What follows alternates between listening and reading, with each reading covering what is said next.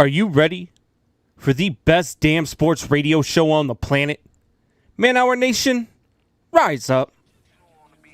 Every time, no.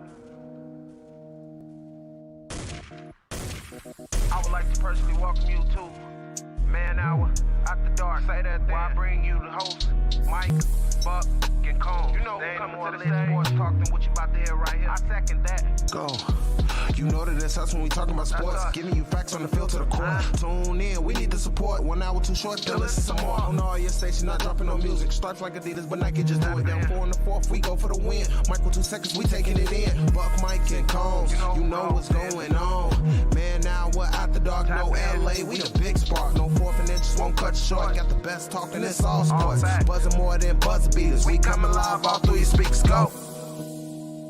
And what is up, Man Hour Nation? Michael Buckasher here with the Man Hour. Head over to manhourradio.com. Pick yourself up some merchandise. We got the Man Hour baseball tees up there. We got the new Man Hour MH with the crown logo over there. And we have the traditional Man Hour logo there as well with the America flag, because the 4th of July is coming up just around the corner. We do have an action-packed show tonight. We're going to break down the NFC South. That's the Tampa Bay Buccaneers, Saints, Carolina Panthers, and of course you got the team that I'm missing here. Combsy, help me out. What team am I missing?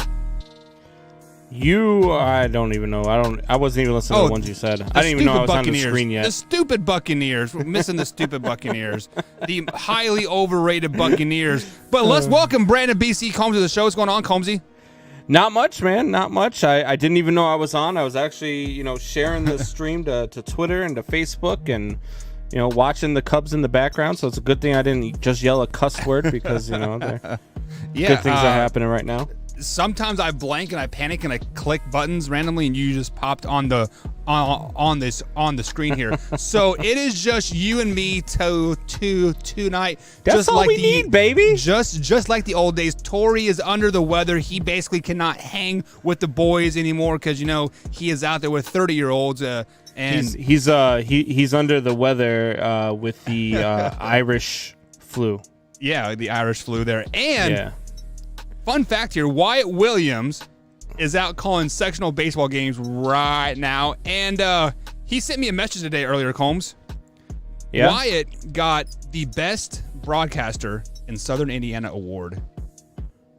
Attaboy. So we have the best broadcaster in Southern Indiana right here on the Man Hour, Mr. Wyatt Williams That is amazing. It's going to make me feel bad when I go off on him in my What Does tonight. Yeah, Not really. I won't feel bad at all. No, we're all family in the end. So we do have some people popping up in the chat here. What is up, Michelle? I want to get Michelle's goat here in the What Does coming up here on hour number 2 of the Man Hour. We got Nana in the chat. We got Drew in the chat. And hey, you gotta warn me if you're coming from Michelle, man. I've gotta know if I'm going to be walking into hellfire and brimstone when I get upstairs after the show, man. It is not going to be that bad. Just know that movies are highly overrated. So we'll just leave it at that. Coming up here in the hour number 2. But like I said, guys, we are going to be breaking down the NFC South today, giving you guys our predictions. We possibly have a guest coming on for that segment, so stay tuned. Hopefully he will get home and get through traffic, but if not, me and Combs, you got it flying solo here. But Combs, did you know, actually, first things first, how is day number 5 of your NFL fantasy draft? It's not bad. So I have to give an omission, though. I talk all the time about Jameis Winston. Yep. How I love me some Jameis Winston. Jameis Winston is a top 10 quarterback. Jameis Winston is highly underrated in this league. Jameis Winston is going to tear it up with the New Orleans Saints. In the 15th round, I had Jameis Winston sitting there, but I'm already stacked at quarterback because I have Matthew Stafford and Tom Brady. I have Matthew Stafford and Tom Brady, but my other one is Justin Fields, and I'm going to use him as, in a couple, probably next season he'll be my starting quarterback. So I'm like, well, do I take another rookie in Kyle Trask, who I think is probably going to be pretty good as well, just in case the Bears do what the Bears do and they mess up Justin Fields? Or do I take Jameis Winston? a top 10 quarterback in this league, a guy who is going to tear it up with the New Orleans Saints, and I went with Kyle Trask. So you have 4 quarterbacks on your fantasy roster? Yes, but two of them are going to be on my taxi squad, though. Okay. So two of them aren't going to really be on my roster squad? until next season. So the taxi squad, basically, think of it in terms of the practice squad for football. Yeah. Okay, so is there 10 slots, 12 slots, 15 slots? There's 5 slots. There's 5 slots. 5 slots. So you guys have a 32-round draft with 5 slots. So you're 27-man roster. 27 guys. I can tell you right now, actually, we have. Let me go here to the to the old app. Are you like doubling on quarterbacks and tripling on receivers and or are you guys drafting defensive players too? No. We're not drafting defensive players. So we have 1 quarterback position on the starting roster, 2 running backs, 3 wide receivers, 2 tight ends, 3 flex spots, which are either a wide receiver, a running back, or a tight end, and then a super flex spot, which could be a wide receiver, a tight end, running back, or even a quarterback if you want to start 2 quarterbacks. And then you've got your bench. So you've got 1, 2, 3, 4, 5, 6, 7, 8, 9, 10, 11, 12 starters, and then I guess you could say, I don't know, 15 on your bench.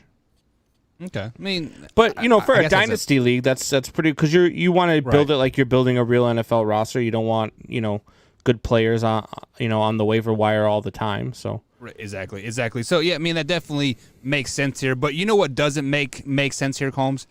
National Wine Day. Today is National Wine Day. So for all of you that's wine connoisseurs out there, have your guys have a glass of wine. But Combs, do you like? I mean, like me as a man, and like you as a man too, like I don't think we like wine. Like I see a lot of men who do like wine, and there's nothing wrong with that. Look, I mean, I also see a lot of men who drink Trulies and I also see a lot of men that tuck as well. So we see where that goes. Exactly.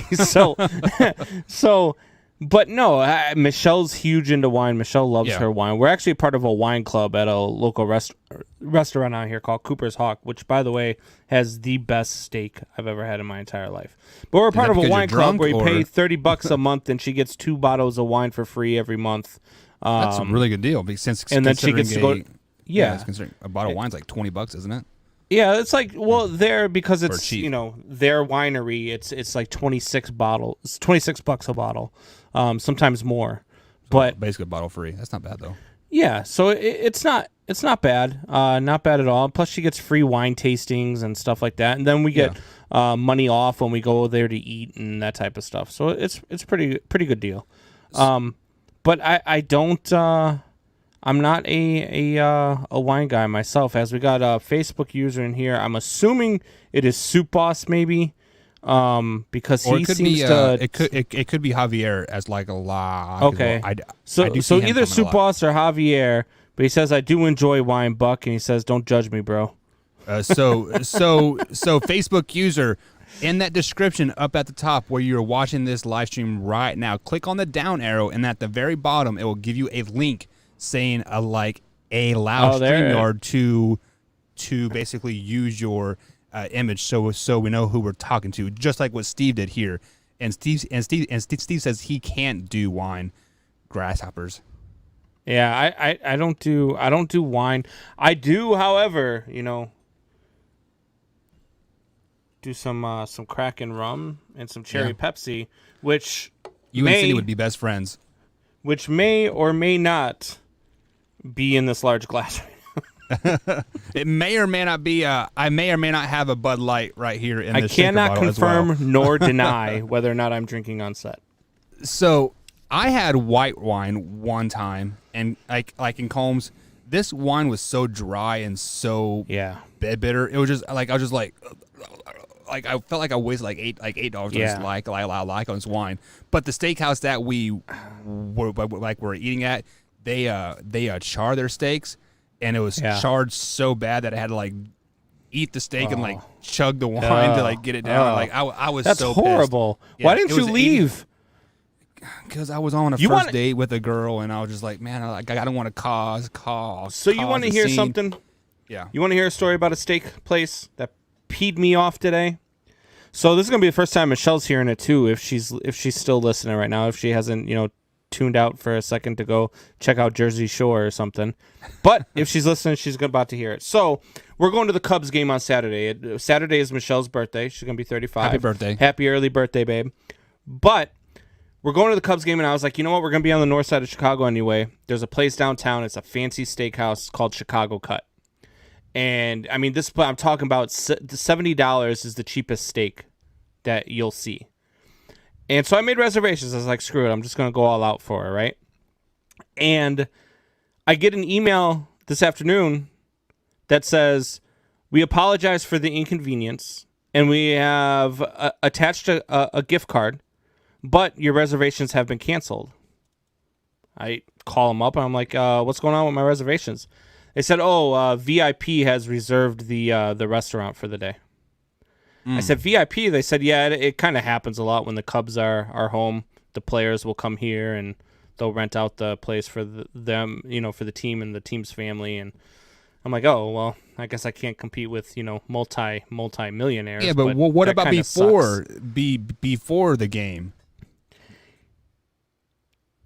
Well, before the game's a 1:20 game. Oh. Okay, so it's an afternoon game. I got you.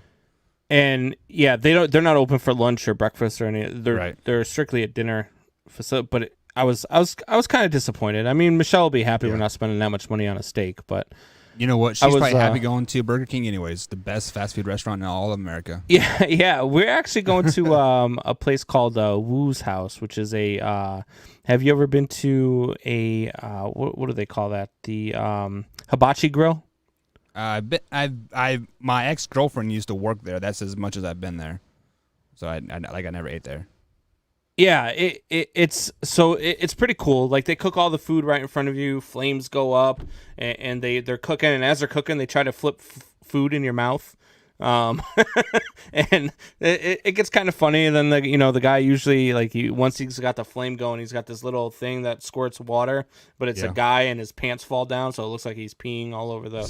Yeah, I mean, it's a good time. They do a good job. They put on a good show, and it's good food. I mean, really, if you like Chinese food, this will be this. It's kind of like a higher end Chinese food. The rice, man, the fried rice that they make on these hibachi grills is the best fried rice I've ever had. Speaking of Chinese food, me and Cindy had that talk earlier today of like how do we want to end our lives? Do we want to be put in the ground, cremated, yada yada yada. I told her I wanted to be cremated and put in chili, so I can tear that ass up one more time before I head out. Man Hour Nation, we'll be right back here on the Man Hour. We'll be right back.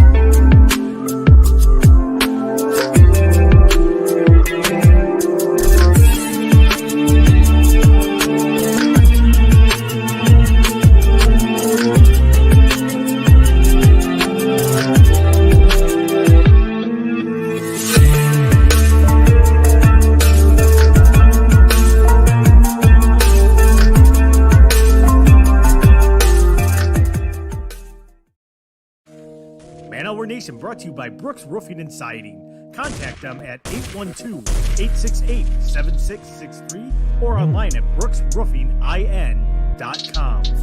Brooks Roofing and Siding. Protection you need when nature strikes. What is up, Man Out Nation? Welcome back to the show. Michael Buckeyes along with Brandon Combs. We have to tell you guys a little bit about Brooks Roofing. If you need any roofing done, siding, porches, or some basic home remodel, Bradley Brooks is a guy for you. BrooksRoofingIN.com is the place to go, and that is where you can find all the information on there. As you guys know here, I was dealing with my roof for months. It's like middle of February, and it just got done last week. I hired Bradley Brooks to fix my roof, or to fight the insurance company for me May 1st, and 2 weeks later the roof was done after of me fighting for months to get my roof done. So BrooksRoofingIN.com is the place to go for all your roofing and siding needs. So Combs, it is that special time of night where we let you take the floor, and we have a world famous game called Would You Rather. For the people that are new here listening to the show, guys, first of all, hit that like button, hit that subscribe button, but let them know what Would You Rather is all about. Would You Rather is just that game that you used to always like when you were a kid and you play with your friends. You know, would you rather do this or would you rather do that? And then as you got a little bit older, you'd play with your buddies drinking and play, you know, would you rather do this one or would you rather do that one? Or would you rather marry, kill, or, you know. But anyway, this is just a play off of that. So you ready, Buck? Yeah, so definitely play in the chat, guys. Let us know what would you rather do as well, and we'll put the best ones up on the screen as that Bud Light comes up tonight. Man, sorry. All right, so we've got 4 of them here. Here's the first one. Would you rather see the Lakers and Nets in the NBA Finals, or 2 teams that nobody is picking? So first things first, Combs. You know, I used to be a LeBron James fan. Like, I'm not going to lie. Like, I'm not a huge NBA guy, and I didn't have one allegiance to like a team or like another. I was a LeBron James fan. But as of late, I am not a LeBron James fan anymore. Like, so I want to see him get swept in the first round, even though that's not going to happen. I think they won just the other night. But I want somebody like the Miami Heat that's like a young up and coming team versus like the Denver Nuggets that has been riddled with like injury, but they're still they're still hot. So definitely give me like a bunch of nobodies, because I'm sick of these super teams. We need some more parity in the NBA, and the Nets and Lakers like playing in the championship game. Definitely not what I want. I want them to lose early, just so all those critics, aka Stephen A. Smith, can like eat marbles. I hate that guy. Yeah, look, you know me. I'm not an NBA guy. I'll probably, take a peek at the NBA Finals once they get there. I think depending on who's playing, right? Mostly I'll catch it in the previews. But I just can't. Look, I don't want to see LeBron James in them. I'm happy they're down 1-0. I hope they go down 2-0 right now. But they just, I don't know. It's just one of those where I always root for the underdog, and in basketball, I just want chaos. So look, I hope it's the 8 seed versus the 8 seed in the NBA Finals. That's what I'm looking for. Yeah, that would be cool, but I don't think that's going to happen. I don't think it's going to happen either. But that's what I've been looking for, though. It's worth a shot. All right. Here's a fun one, though. This one's going to be a good one. This one's going to be a tough one to answer, I think, too. So we've talked about baseball's unwritten rules, correct? It's been a big topic over the last 2 weeks, especially with me. So I ask you this. Would you rather end baseball's ridiculous unwritten rules or end golf's idiotic idea of letting viewers call in violations on the golf course? So like I could call a violation. If you're watching a PGA Tour, like say this past weekend, a great PGA Tour championship. I love golf. Yeah. I was watching, as Phil Mickelson was walking to the 18th, like with all those fans that were there, it was just a great atmosphere. I love the fact that fans are back in sports again, by the way. 100%. But if you're watching on TV you see that one of the golfers breaks a rule and they don't call themselves on it, you can call up the PGA and say, "Hey, he just broke this rule." They'll look into it, and if you're right, it'll cost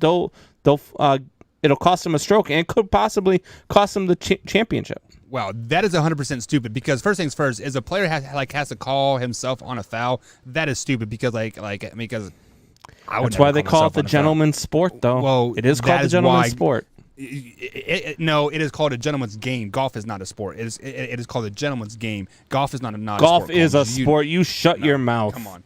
No, I would rather have the unwritten rules of baseball because, like at least that can police itself. So, like, let's say I put money on Phil to get in the top 5, and he is sitting at 6, and that Sneed guy is like at I got 4. I'm going to be calling that PGA line every time. Oh, he did this. Oh. I mean, like, there are so many factors that, like, mean, like, I won't get that crap out of here. I would much rather have the unwritten rules because, like, at least they are, like, player generated, not outside forces. And I mean, you have to know in order to do that for golf. I mean, you would have to know the rules. You would have to know all the nuances. You would have to know, because I'm sure they could weed out all the bullcrap calls. I'm sure they get a ton of calls. I mean, hell, if I knew the number, I'd probably call too, just messing around with them. Be like, Phil just kicked the ball as he was walking down the fairway. I saw it live on TV. Don't tell me I didn't see it. I saw it. What do you mean?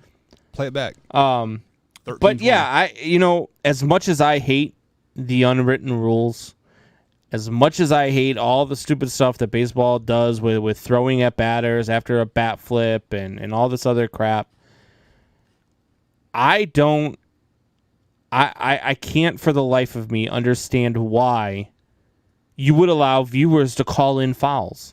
Can you imagine if you're in the NBA Finals and you just opened up phone lines and you're just like, if you see a foul, call us.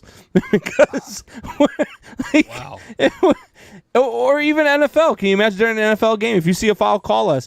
Somebody be calling up on every down about holding. Oh, well, first thing first comes that there's holding every play somewhere. Oh, absolutely.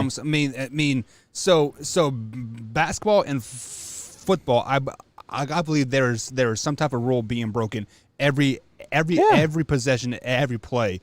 Now, I mean, like, I don't know enough about golf, like what the rules are. Like I know you got to have like at least have like 1 foot on dry land if you're hitting the ball or something, and just I mean, like, I gotta know how a viewer is going to see something that, like, the general public there is not going to see and, like, make that golfer call himself out on. Like, it seems kind of far-fetched, but I don't like the rule at all. I've never liked that rule in golf. I never heard of that until you said that. It actually cost. I can't remember if you look it up. It cost somebody a major win at some point, and it was recent. It was like over the last 5 years. I can't remember which tournament it was, but it cost him the tournament because they called up and he did something on the 18th hole that even he didn't even realize he did.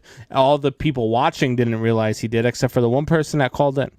Like, so it was just one of those things. So basically what you're saying is that person had money on him losing. He's like, Probably. He's not going to win today. Not today, Satan. Not today. So all right. Before we move on to the next one, Facebook user says, I'm viewing this on Facebook Live. Are y'all seeing who I am now? No, we are not seeing who you are. Like, you have to click the link, StreamYard link, and say approve or allow or something to that effect. Or you can simply come to youtube.com/manhour and join the Man Hour Nation over there, because we are live and absolutely over here. So definitely and put in your $2.99 a month, and you can become a member. Yeah, after hours. Just saying, you get free T-shirt, free hoodie, $9.99. It's a golden opportunity. When we decide to do the after show, right, Drew? Yeah, we're doing it tonight to talk about wine. Yeah, we are. Drew says we're talking about wine. I'm leaving. He loves playing golf, but hate watching it. I'm probably the same way. I love playing baseball. I don't like watching it. I'm kidding. So Diana Taurasi has an injury, and so she's going to be missing some time in the WNBA. So I ask you this: would you rather help an old lady cross the street, or help Diana Taurasi's chest injury heal? Has she come out yet? Just out of curiosity. What? Has Diana come out yet? Like of the Has closet? she come out of her shirt? Come out of her trying to play it like she's straight? Oh, I don't know. I don't really care. She's First things she's first. hot. I hate walking ladies across the street. I hate them putting their nasty arm around. No, I'm totally kidding. I love grandmas. I love those grandmas. But Diana, I mean, she's got a broke sternum, man. She's gonna need some massages. Yeah, she's gonna need some healing oils. Combs. I'm a married man that has his balls up on the refrigerator right now. Hey, I look, need all the brownie points I can get. I'm helping the grandma. I'm helping the grandma across the street. Grandma. All Michelle's day long. watching this right now. Michelle's watching. I love you, babe. But if I have a chance, I'm breaking out the healing oils. I'm breaking out some Sensies. I'm breaking out Like, look, if Diana Taurasi's chest is injured, I'm gonna do everything I can to help Diana Taurasi heal. I don't care. It's called a man hour. How do you break a sternum, man?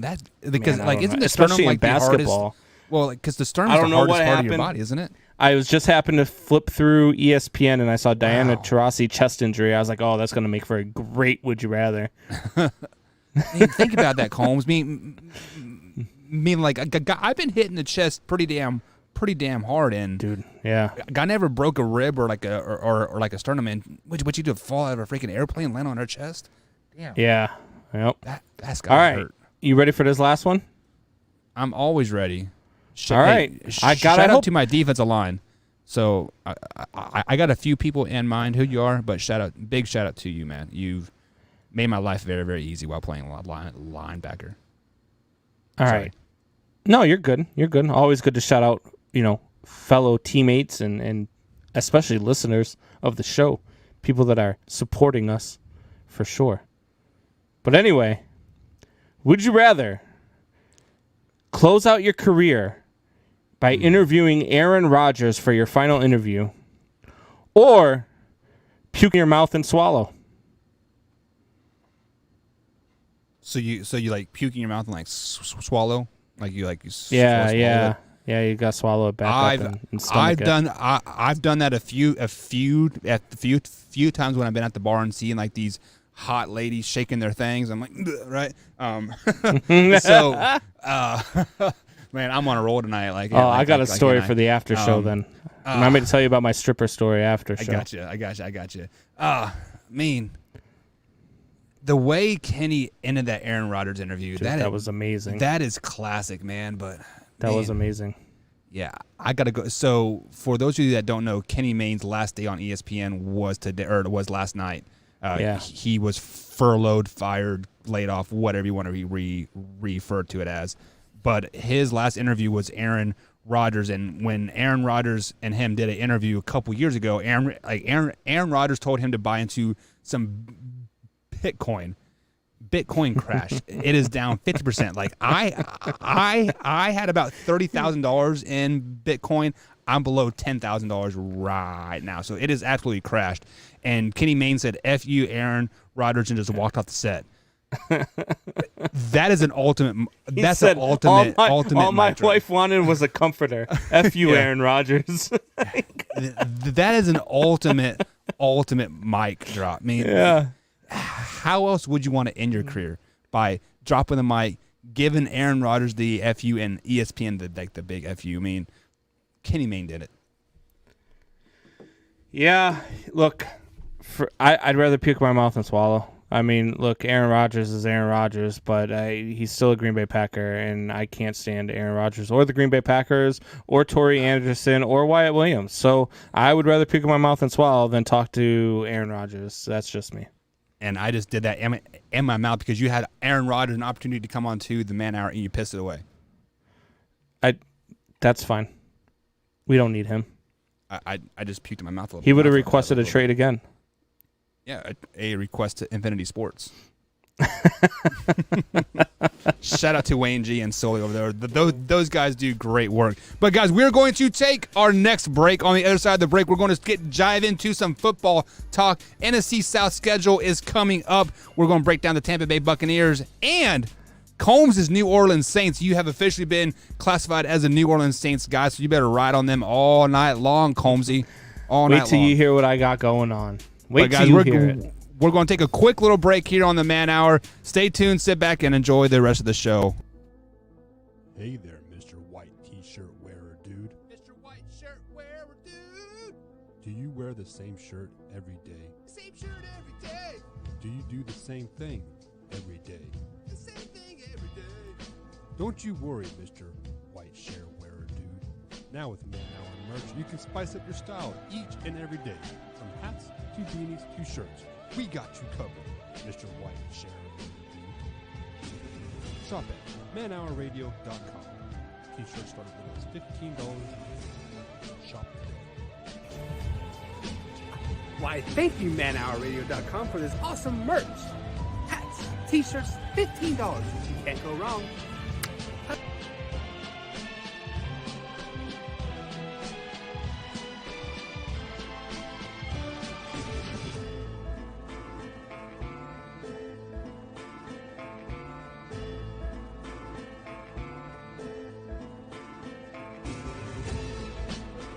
Pretty obvious in that one. Dak's coming back off. You got Tom Brady, and did I mention 22 starters coming back?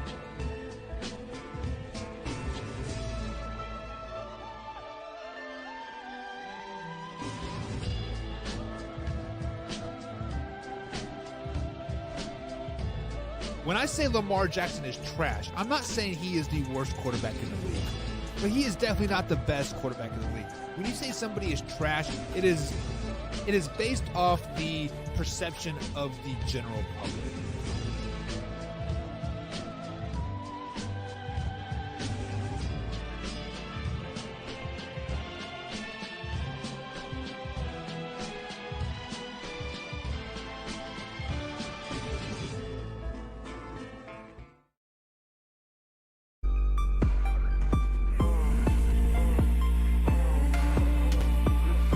And welcome back to the Man Hour, guys. Brandon Combs along with Michael Buckhouse tonight. You can find us on Twitter at manhour_Buck and, of course, manhour_Combs as well. We are being more active there on the old Twitter machine. So jump on Twitter, give us a follow, and retweet our content, comment with us, and just have a good time over there on the Twitter.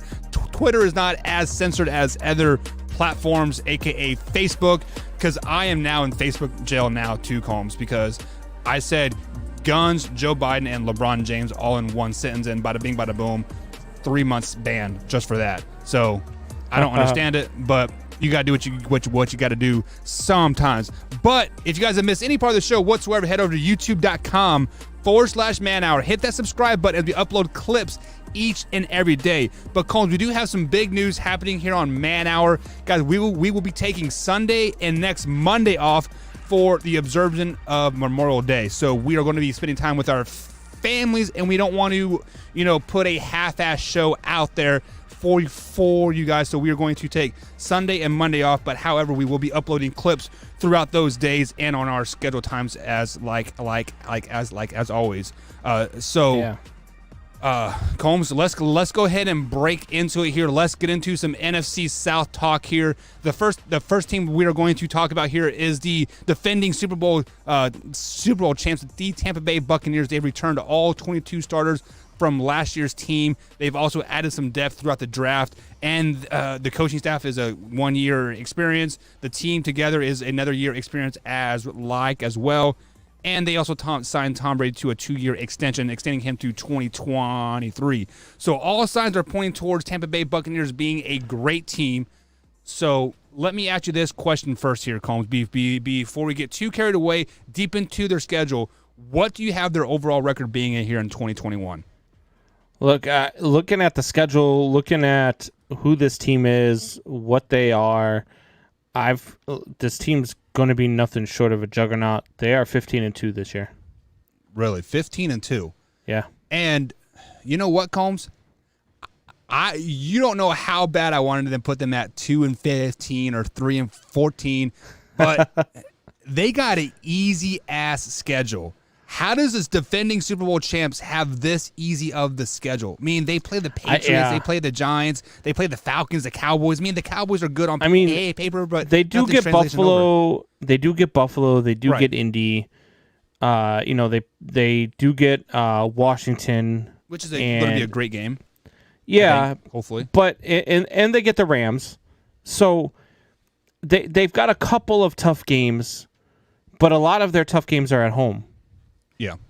So it's just one of those. It's just one of those schedules that just I don't think they lose at home, and I've got them going 7-2 on the road. So it's a very, very favorable schedule. So you had them going 15-2. What is that one game that you have circled that is kind of popping out at you like must-see TV? Like this is a game that can make them go 17-0 possibly. What is that one game? I don't think there's just one game. I think the Rams, Buffalo, obviously the 2 New Orleans games are going to be huge for that division alone. But I think the Rams and Buffalo are probably the two ones that jump off the page to me. Also, that Colts game is going to be huge as well. Opening week against the Dallas Cowboys is going to be a big one. Thursday night football. We know crazy things happen on Thursday nights, especially opening night. Yeah, especially opening night. So, if I have to circle one, I guess I'm most looking forward to seeing what they do against the Rams in Week 3. That Rams defense is so good. I'm very high on the Rams. And so I'd like to see how the Rams perform. It is in L.A., and so I actually do have the Rams winning that one as well. That's one of the 2 losses on the season that I have for the Tampa Bay Buccaneers. And if I'm not mistaken, that is L.A.'s first home game of the season as well. And if we want to revert back to what Luke G said last night here on the Man Hour on the Shop Talk, he said he has taken every home team their first home game because of the whole fan situation, like the first time seeing a football game live in a year, and I get that, but I don't feel like there are some places where it's just not that big of a deal. Jacksonville, it's not that big of a deal. Places where it may matter, places where it might sneak in a win for a team might be like the Raiders, who I think might have a down year, but it could factor in I'm trying to think of places that are just hard. Green Bay, obviously Lambeau Field. Ford Field is hard to play in. Yeah. Chicago, Soldier Field. Yeah. That'll be a huge one. They're going to be loud here in Chicago. How about Seattle? We're overlooking Seattle, home of the Seattle's a big one. San Francisco, Arizona. Arizona. So Kansas City. Yeah. Kansas City's another play. Arrowhead's really tough to play at when the crowd's loud. That place gets really loud. So just as Tom Brady and the Patriots when we broke that sound barrier.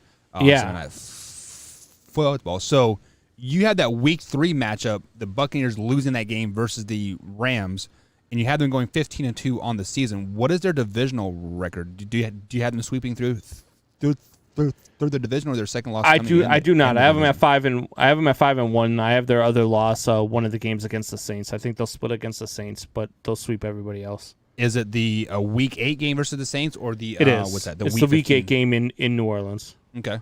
New Orleans is another tough place to play, especially when it's loud. So, I give it to New Orleans, especially since it's a divisional game. If this was just a one-off game, it might be a different story. Yeah. So 15-2. Clearly, that's probably going to be one of the best. That's probably going to be the best record in the NFC. Are you assuming they're going to be the first overall seed going into the playoffs with that record? Not so fast, my friend. We haven't gotten to that division yet. Okay, not so fast. Okay. So you had them going 15-2. I actually had them going 12-5. So as much as they have a very favorable schedule, and I think they're going to start the season off hot, because first of all, they're returning their whole team. They're coming off the Super Bowl win, and they are going to be clicking still going into about Week 7. Then they're going to run into that roadblock called a division opponent in the New Orleans Saints. I had that Week 8 game circled with the New Orleans Saints, much like what you do, and I actually had the Saints beating them just because the Buccaneers are not going to go undefeated. They are not going to go 17-0. They're not going to go 20-0. Like it is just not going to happen. Sometimes you have to lose a game to kind of gather your thoughts. Like, hey, you know what? We still need to improve in XYZ spot, and that Week 8 game is a humbling point, right? Yeah. Then they got a Week 9 bye week happening, but then Week 10. This is the big game that I have circled. We've already broken down the Washington football team, so you guys know where I'm going with this one. But I have the Washington football team beating to the Tampa Bay Buccaneers as well, giving the Buccaneers 2 losses in a row. But it does not stop there, buddy. It does not stop there. Week 12, Week 13, I had them both losing to the Colts and Falcons, and then the Buccaneers. So I had them losing 5 out of their next 6 games after Week 8. How do you have them losing to the Falcons? It is a division opponent. No, Julio Jones. They still got Julio Jones right now. Come on, Julio Jones is going to be gone. You know Julio Jones is going to be gone. It's a pretty good possibility. Yes. This Atlanta team's going to be, and we'll get to them in a little while, but they're not losing to Atlanta. I'm sorry. And they're not losing to Carolina this year. See, the Falcons game is the only game I could go back and forth on. Yeah. But I have them, but I have them losing to the Colts. I have them losing to the Bills. I have them losing to the football team. I have them losing to the Saints. So Stop if calling I were them the football team, they're the damn Redskins. They're the Red Tails, aren't they? They're the Redskins. But they are 12-5, and I think that Week 10 matchup is the key to a 12-5 record. Like if they lose, or a 15-2 record if they win that game. So I kind of have like the baseline at 12 wins and the ceiling like at 15 wins for them if they win that Week 10 game, which I actually have them losing. So let me get a big shout out here. Coming off a bye, huh? Mr. Road Warrior himself, Ruben Roy. That is my guy right there. Never had a defense or an offensive lineman touch me when this guy was playing in front of me. This guy puts on the best eye black ever. I just want to put that out there as like as well. Always what's going on, Ruben? So what were you saying before I interrupted you? So you've got them losing to the football team, the Redskins, after a bye week. Yeah, well, the football team's also coming off a bye week as as well. But the biggest X factor for them is the Buccaneers were coming into that game 7-0, and then they get thumped by the Saints, by Ruben's Saints. Ruben is a Saints guy here. So, and I think that thumping of the Saints that they took kind of make them say, "Whoa, wait a minute," and they're kind of gun shy a tad bit. So hey, Ruben, that's why I have it. Stay tuned because we're about to do the Saints, and I might be making you happy, buddy. In a couple minutes here. So that is the main reason why I have them losing to the football team. Now, if they beat the Saints, it is not impossible for them to go 16-1. The only game that I'm guaranteeing that they're going to lose is that Week 12 game versus the Colts. Because going to Indianapolis, playing Carson Wentz, a top 10 quarterback in the NFL. Stop. That defense is probably top 5. I mean, that Colts team's going to be really You're out of your mind. So, who is your MVP for the Buccaneers this season? I mean, come on. Tom Brady. Come on. It's that guy. It's that guy, Tom Brady. Look, Tom Brady to me, and I've said this on other occasions. Tom Brady is going to be the greatest quarterback in the NFL, the best quarterback in the NFL until the day he dies. Even after he's retired, he's still the best quarterback in the NFL until he dies. That's the only thing that's going to stop him from being the I'm telling you right now, Tom Brady, MVP. But I can tell you so Tom Brady is kind of that easy pick just because, like, if the team does well, Tom Brady obviously is going to do well as well. But Tom Brady is not going to go anywhere without that offensive line. I mean, he has to have that protection like he had in the Super Bowl versus my Kansas City Chiefs. Because if people don't touch Tom, Tom is a very happy man. He is throwing the ball down the field. He is having fun. He gets hit one or two And if he does times. get touched, he throws 3 picks and they still win. Well, but he also starts to implode a little bit. Like he gets pissed off and starts to crumble down a little bit. So you think he's got a little bit of that Peyton Manning in him? Yeah, 100%. So Okay. I got if I had to I've pick never seen one that, guy, but okay. I'm going to go with the center and Ryan Jensen. But as a whole, I think the whole offensive line has to be the MVP for them to repeat in the Super Bowl. That's an interesting one. I like that pick. Any closing thoughts before we head on to the New Orleans Saints? I just, with your point of him imploding if he gets touched, I don't see that. I've never seen that from Tom Brady. That's one of the things because I hate the Patriots. I hate everything about the Patriots. I can't stand their fans. I can't stand the team. But Tom Brady to me is the greatest quarterback to ever live, and the reason why is because I've watched him take hit after hit after hit and still come in.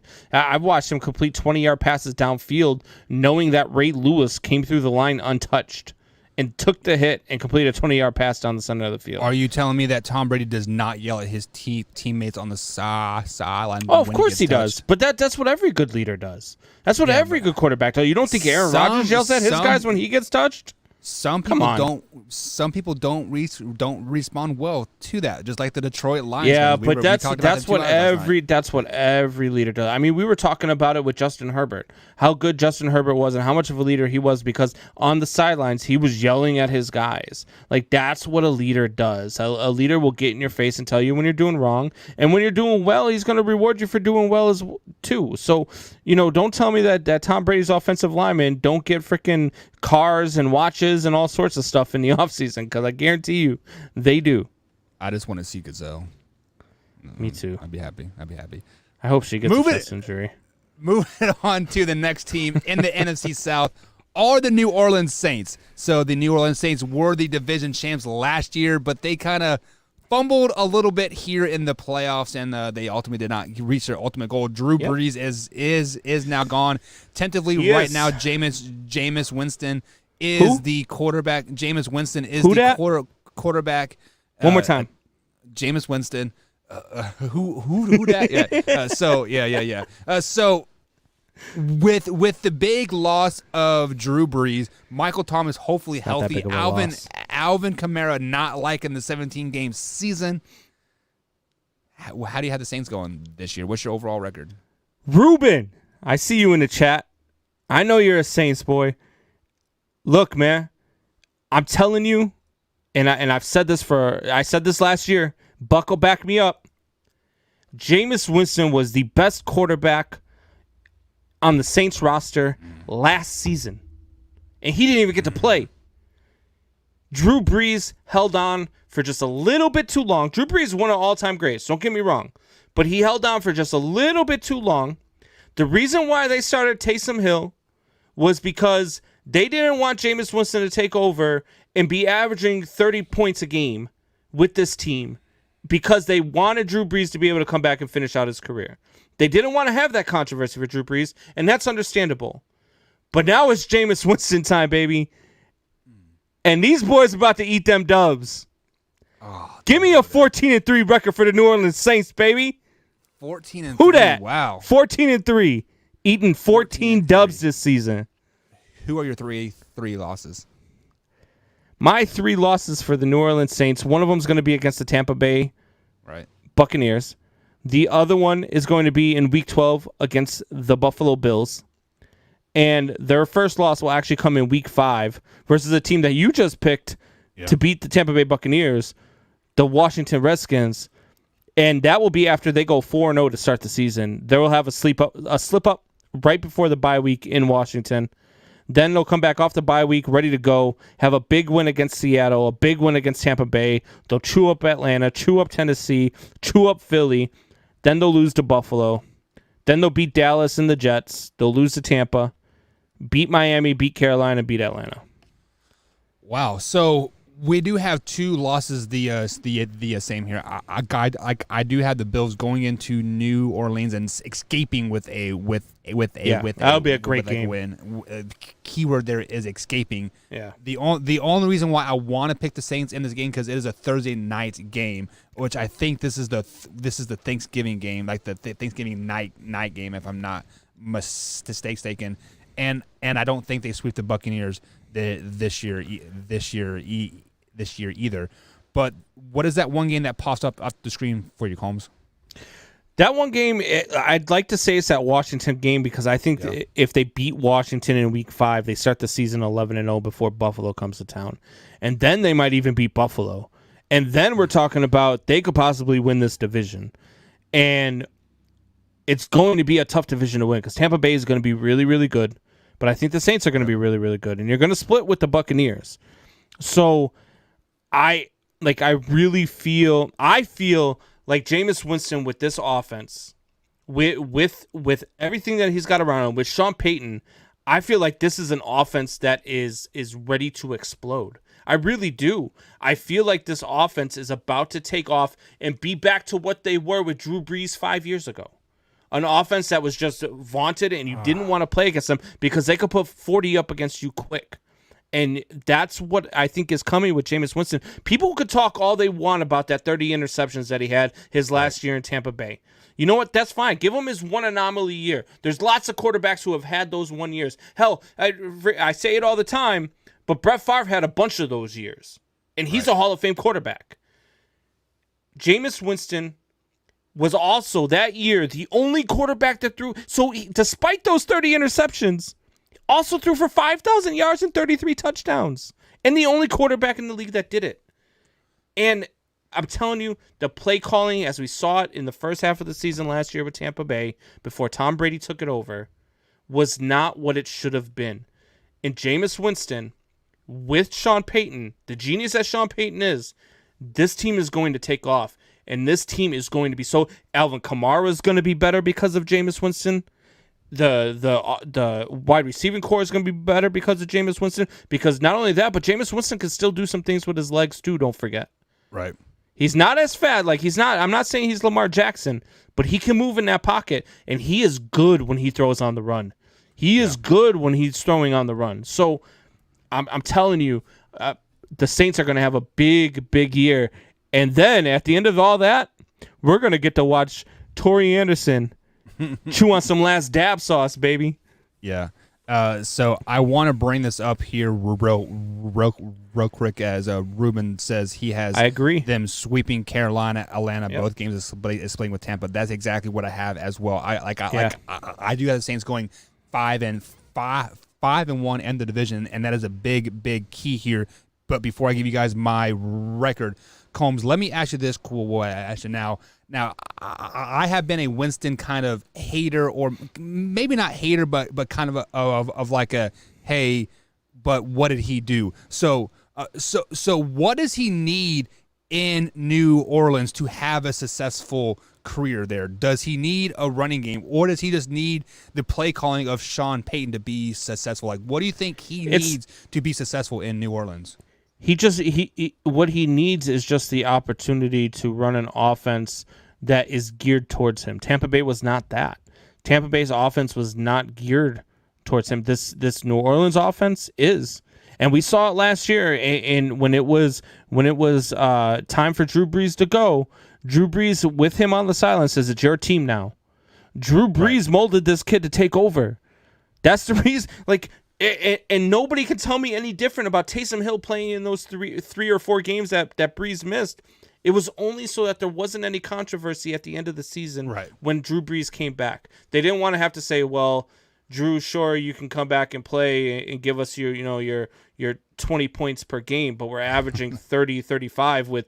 They didn't want any of that. They didn't want any controversy. They knew Taysom Hill wasn't the guy. So they did what they did, and even at the end of the season, when Drew, that was what sealed it for me, was when Drew Brees says, "This is your team now." Like, I'm telling you, this kid is going to be good, man. So David also brings up a great point here, saying that the Saints need a franchise They have quarterback, one. and he does not think Winston is like is that guy. So do you think Sean Payton molds the offense to Winston's play style, or is it like this is my way or the highway? No. He's going to do things that are to Winston's strength, which is something that Winston did not get in Tampa Bay. Winston also played under 3 head coaches in Tampa Bay. He started out with Lovie Smith, at least, and then they had another one, and then at his final season, Bruce Arians took over. So 3 different head coaches. I think he had 3 or 4 different offensive coordinators too in that time. Like that's not good for a quarterback who is coming up, and it's a recipe for disaster. And I'm not even going to say his final year in Tampa Bay was a disaster. The guy still put up over 5,000 yards and 33 touchdowns, which no other quarterback in the league did. There was still great to his game. So you might have to take the bad with the good. He might still throw those 15 or 16 interceptions because that's who he seems to be. But also at the same time, I could see him throwing 10 or less interceptions under the Sean Payton offense. A lot more weapons than what he had in Tampa Bay. We got to remember, he didn't have all the weapons that Tom Brady had because he didn't have Antonio Brown. He didn't have Rob Gronkowski. Yeah, people talk all the time, oh, there's the same team. Tom Brady took over the same. No, he didn't take over the same team. He brought some friends with him. He brought some friends with him. The only thing he had was Mike Evans, and I think Godwin maybe.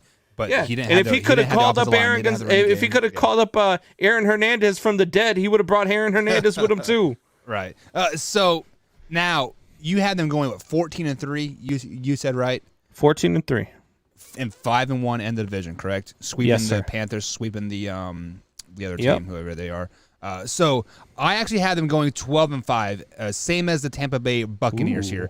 Interesting. I actually have them. The game that I have circled is that Week 10 game when they go to Nashville to take on the Titans. If they full disclosure, I have them losing this game. But if they win this game, they are a 14-win team. But if they lose this game, they are right where I have them at 12-5. This is now. Correct me if I'm wrong. We both had Tennessee at 7-10 last night, right? When we did our picks. Let me check real quick here. I actually had them. I think it was 8-9 when I had the Tennessee Titans. Okay, so 8-9, but you think they have a down year, but they have a big win versus the Saints, huh? Yeah. Well, I mean, what do you have their record going into that game? I have them losing to the Seahawks only, so that would be 8-1, or so it'd be 7-1 because they got that early bye week, very early bye week. So that might be bad 6 for the Saints going in with Michael Thomas's injury prone there. But that Week 10 matchup, like, man, that just seems like a very intriguing game, almost like a trap game per se. Even though the Tennessee Titans fans, they came as hard on the clip segment that I posted earlier today, saying that we're overlooking them. They're all 3 of them going to be better than they were last year. You gotta. But that game that I have circled, I do have the Titans winning, but. Go sit in the corner, Buck. I mean, but like every year, you have that one game where the road team forgets to show up. We saw with the Green Bay Packers and the San Francisco 49ers a couple years ago. We saw it with the Kansas City Chiefs when they traveled to, I don't know, some New York team. I can't remember who, but they forgot to show up. I mean, there's every year there's that one game, and I think it's going to be this Week 10 game that they just forget to show up. So, Combs, who is your MVP for the Saints this season? Jameis Winston, man. Jameis Winston's going to get it done. Jameis Winston is going to do some things that's going to have people talking about him maybe being the MVP. MVP of the whole NFL? Of the whole league. Okay. So I think the MVP for the Saints this year is going to be Alvin Kamara. I think this team makes or breaks off of Alvin Kamara's back. He is going to carry a lot of the workload. They are going to be a lot of CMC type of characteristics in Alvin Kamara Wouldn't this surprise year. Me at all. I would not be surprised if he touches the ball at least 25, 26 times a game. And Michael Thomas almost gets frustrated because he's not getting targeted 15, 16 times a game like he was in previous seasons. But I think Alvin Kamara is the big comment. Good. Let's get to this comment here by David Dix. Says Winston has had awesome receivers at Tampa Bay. The first 5 games with him at the helm will determine his future at New Orleans. I don't disagree with you. He had good wide receivers. Look, but we saw last year, even with Tom Brady, that not only is Evans not really that great of a wide receiver. Like, I mean, he's good. Don't get me wrong. He's definitely a good wide receiver in the NFL. He needs that Batman to his Robin type thing. He does. And the what's the number 2 over there? Godwin. Godwin. He's hurt all the time. He's hurt. That's he gets hurt all the time, and he was hurt that final season that he was in. So he didn't. I wouldn't say he had great wide receivers because he lost Godwin for, I think Godwin was out for 5 or 6 games that year, and Evans is not just an all by himself wide receiver. He's not Julio Jones. He's not he's not one of those top guys. So. I get what you're saying, but I think people write him off, and I think people have a bad taste in his mouth because people automatically, he threw 30 interceptions. He probably threw 23. I would venture to say at least 7 of those probably tipped off at the line, or a receiver maybe ran the wrong route, or whatever the case is. I never put all of a quarterback's interceptions on a quarterback. All righty. So any more comments that we want to address before we head to our next break? Let's see here. Ruben says he definitely needs a running game, and under Sean Payton's guidance, just like he molded the offense to Drew, Sean Payton is going to mold it to Winston. I agree. So correct me if I'm wrong, but Drew Brees and Sean Payton came in at the same time, right? Like that was Sean Payton's first hug. So did he really I believe mold that offense to him, or was it just his offense and Drew Brees? I believe Drew Brees asked for Sean Payton. I believe Drew Brees is the one that picked Sean Payton. I believe when Drew Brees went to New Orleans, they said, "Hey, look, this is what we want to do. What are you thinking?" And I think he had a big part in it. So it was a marriage made in heaven, and they did their thing. So because Sean Payton was the offensive coordinator for the Dallas Cowboys before he went to New Orleans, right? Does that sound right? Yeah, I'm pretty sure. I'm pretty sure.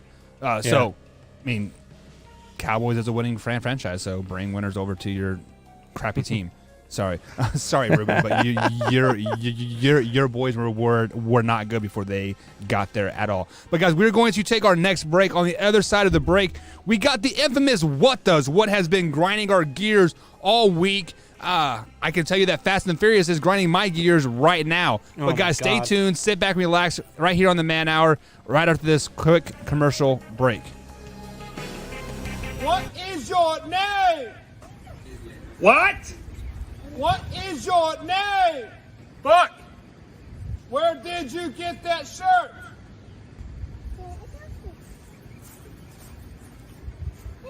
It's funny that you should ask that. Head over to manhourradio.com. You can pick up the shirt up. $15.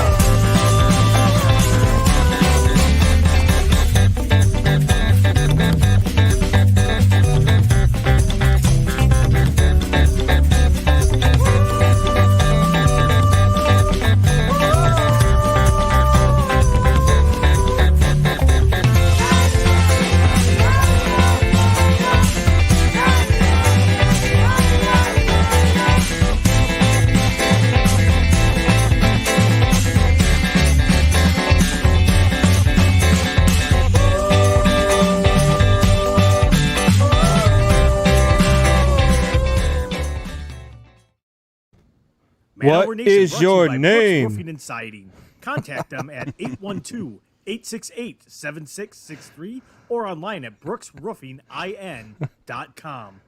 Brooks Roofing and Siding. Protection you need when nature strikes. Where did you get that shirt? And what is up, guys? Welcome back to the Man Hour. Hope you guys are enjoying my commercials here. I haven't made a new one here in the last few days because work has got me down. But what was your muse or what was for that commercial? You're just like why are you speaking so slowly to yourself?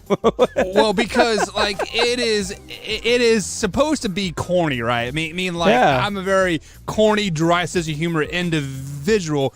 But so there's a TikTok out there. It's like, hey, what is your name? Ezekiel, you know what I did to your mom last night? It's like you better not bring my mom in. So it was basically like it was a parody off of that. So I was trying to have fun with it. Tori Anderson has a great commercial coming up next or tomorrow. I'm going to get that into the mix tomorrow. But so you better enjoy this one, Combs, because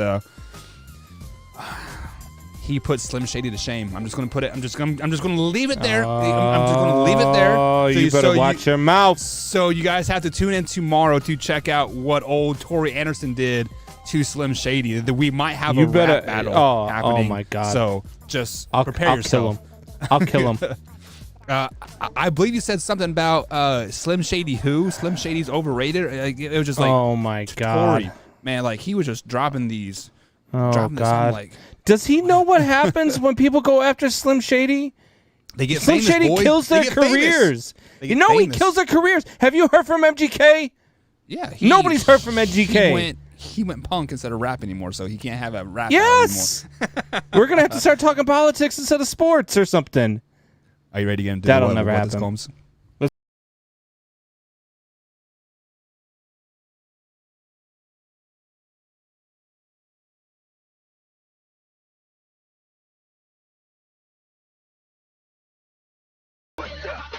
And my first what the of the night is going to go out to all those fans that are hating on LeBron James. Yes, I have recently been hating on LeBron James, but it is not because of his play on the basketball court or injury prone or whatever. It's Twitter. But we're going to digress from that a little bit. What people have been doing to LeBron James is they've been putting up these memes where he was down on the ground for 80 seconds because he got poked in the eye. There was a meme where the guy that got hit in the face with the 94-mile-an-hour baseball, he was on the ground for 34 seconds.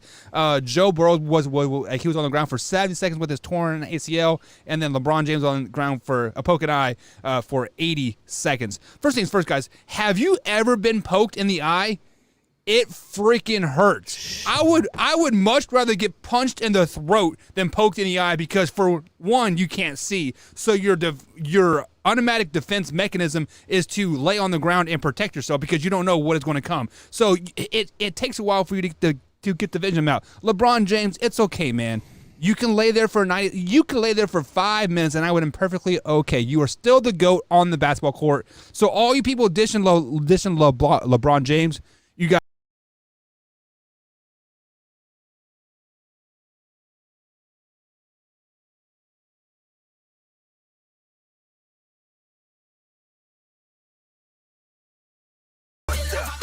Well, my first what though was going to go to Buck for pandering to all the Lions fans yesterday with his 10-7 record.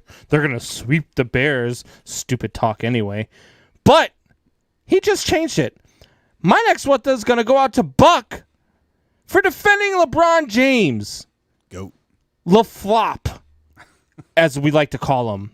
Mr. If you breathe on me, I'm going to fall over and I'm going to kibby like I'm a dead fish out of water. Like, give me a break. I watch a sport called hockey. And in the NHL, you know what happened a couple years back for the Boston Bruins? Their defenseman blocked a shot, broke his shin. Yeah, you heard me right. Broke his shin. Finished out 2.5 minutes of a shift with that broken shin and blocked 3 more shots because they couldn't get the puck out of the zone. With a broken shin. We watched a guy take a 94-mile-an-hour fastball to the face. And both of those guys stayed down longer than LeBron with his eye poke. Fine, you got poked in the eye. It hurt. Fine. Stand up, hold your eye, and walk to the damn sidelines. You have to stand there and cry for 80 seconds? Give me a break. Buck, you get the what the.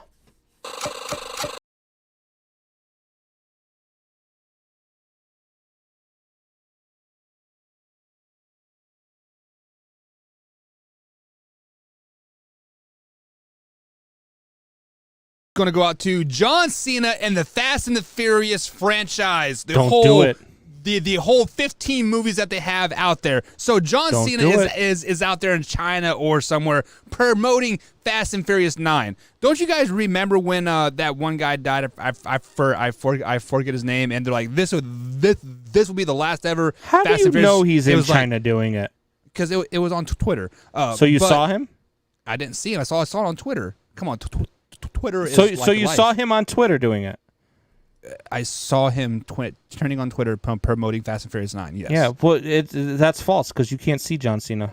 Haha, continue. Dad joke for the year. So, first things first, Fast and Furious franchise, you guys said that you were going to end at number 7. 2 movies later, you guys are still making crap-ass movies. You guys should have stopped after Fast and Furious 3 because Fast and Furious 3 was complete trash. What was that? What was that? Tokyo Drift? Who cares about a Tokyo Drift? Tokyo Drift does not count. Tokyo Drift is not a part of the series. Ask any Fast and the Furious Tokyo fan. Drift, is it not? No, Fast and Furious Tokyo Drift. But no Fast and the Furious fan counts Tokyo Drift as part of the series. No Fast and the Furious fan does. My bad. You guys should have stopped after 2. You guys get the what? The 9 movies after. Stop beating that dead horse, Fast and Furious. John Cena, The Rock, and whoever else is in there. You guys get the what the. I hope John Cena and The Rock knock on your door and whoop your candy ass.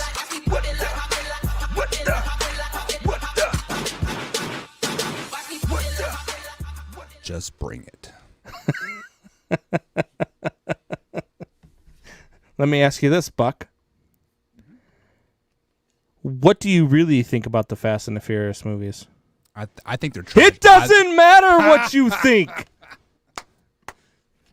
Anyway, my next what the of the night. No, that's The Rock. Come on, man. Know your wrestling. Know your 90s wrestling. God. All right. My next what the of the night. First one went to Buck. This one's going to go out to Tori Anderson. The Washington football team is going to go 13-4. The Washington football team is going to go 13-4. That is what came out of Tori Anderson's mouth when we previewed the NFC East. 13-4 for the Washington football team. Enough said. Tori Anderson, you get the what the.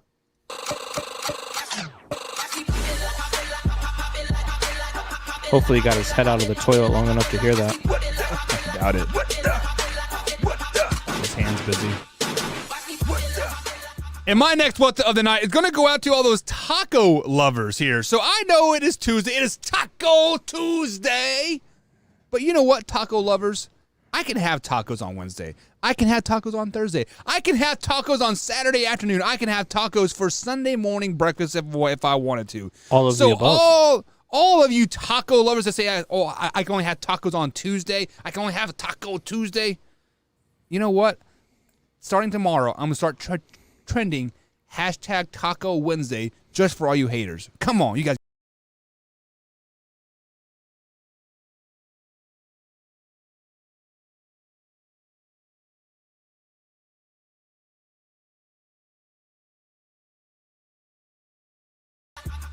I love to eat a good taco. Yum. Anyway, my next what the of the night is going to go out to Wyatt Williams. Wow. Shots everywhere. For asking me if I watched an NBA playoff game on a day where the Cubs were playing the Cardinals and the NHL playoffs are on. Did I watch an NBA playoff? Are you kidding me? I wouldn't have watched an NBA playoff game if the only other thing on TV was the dog show at Westminster. I still would have watched the dog show. Because you know what? I already know what's going to happen in the NBA game. Nobody's going to play defense, and they're just going to have a 3-point contest until the clock runs out. So no, Wyatt Williams. I didn't watch the NBA playoff game. I didn't see anything that was going on in the NBA playoffs. I don't care about the NBA playoffs. I was watching the Cubs play the Cardinals, and I was watching the NHL playoffs. And then I was laying in bed with my beautiful wife. The end.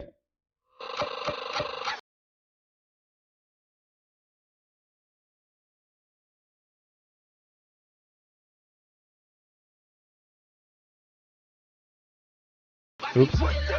So my next Combs, I'm going to have to bring you on screen here because pre-show and after-show, we always diss this particular person. And throughout the show, we sometimes sneak dish, sprinkle a little bit of dash there, sprinkle a little bit of dash there. But, Combs, this guy has kind of been coming at our heads. I'm going to name drop. It might get me in trouble. I don't care. You know what? Because Big X Sports Radio, Mr. Matt Dennison, Mr. 45-year-old man himself, you are coming at an 18-year-old kid saying that you are better than he is. I mean, you should be better. You're like 50 years older than like he is. Mr. Matt Dennison, Wyatt freaking Williams, the Wyatt Williams, that man at underscore TWW, got the Southern Indiana Broadcaster of the Year. What did you win this year, Mr. Matt Dennison? Wyatt Williams is out there doing a play-by-play for sectional baseball game. What are you doing? You're doing 2A baseball, and Wyatt Williams is doing freaking 6A baseball. Come on, Matt Dennison. Step your game up. You get the what the. Stop trying to sneak diss us, man. We hear everything. I hear everything as my head turns around 100% like the owl does. We hear you, Matt. If you come after Wyatt Williams, we come after you. No That's more how it sneak goes. dissing, Matty. We are right here. We are live, raw and uncut. Nobody can censor us. The best damn sports talk radio show on the planet, son. Facts, son. Facts. What the, Matt Dennison?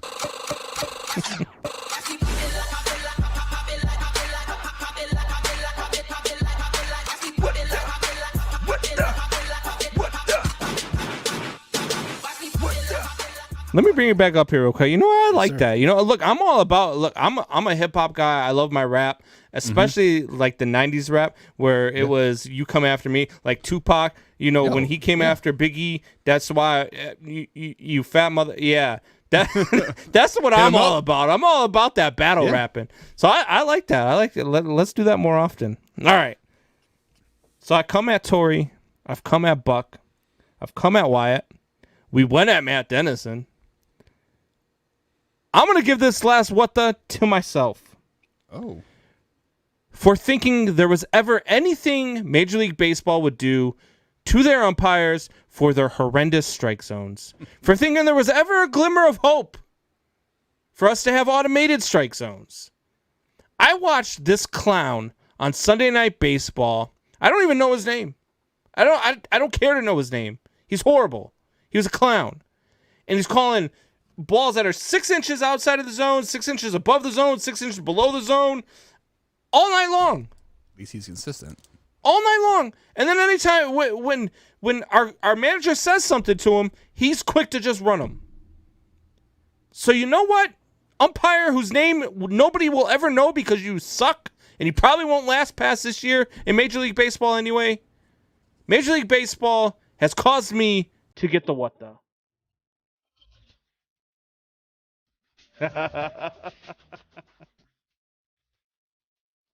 I'll edit it. That's Don't worry. it? Big X. My bad. I ride tonight. Caps pill. Grab your Glocks if you mess with Wyatt. Call the cops if you see Tupac.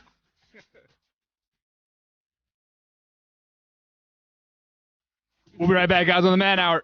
Stay tuned.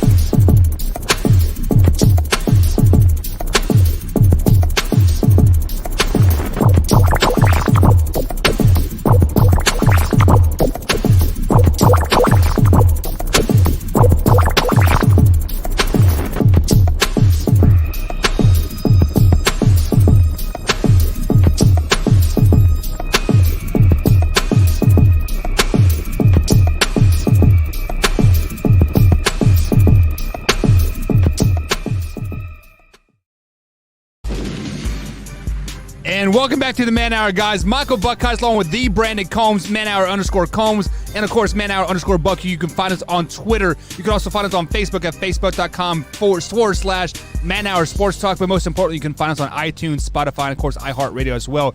If you missed any part of the show whatsoever. So let's go ahead and bring everybody back onto the screen here. Well, hello there, Combs. Solo mode here. What's going on? So we have broken down the Tampa Bay Buccaneers and the New Orleans Saints. So let's go ahead and get back in to the NFC South here, and let's go on over to the next team here. And the next team we have is the Carolina Panthers. So first things first, Holmesy, the Carolina Panthers, not very good. They traded away Teddy Bridgewater. They traded away some other guys. They picked up Sam Darnold in the offseason. Christian McCaffrey is back healthy, hopefully. Yeah. But what do you have the Carolina Panthers going at this year, overall record-wise? 7-10. 7-10. 7-10 for the Carolina Panthers. I'm a big believer in Sam Darnold, man. I really am. I think Sam Darnold was a product of a bad team in New York. I think Sam Darnold got a raw deal. I think that he just got held back by horrible coaching. Horrible coaching.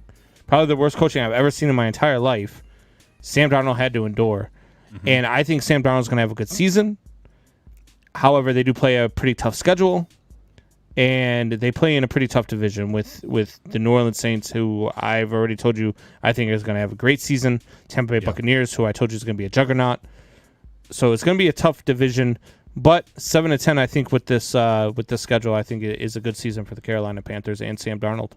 So that is a 2-game improvement from last year. They were 5-5. Well, they get Christian McCaffrey healthy too. Yeah, which I think him alone is 3 or 4 wins for you on the season. So from 5 wins to 7, when Christian McCaffrey probably brings you 3 or 4 wins here. He played last year. He played half the season last year.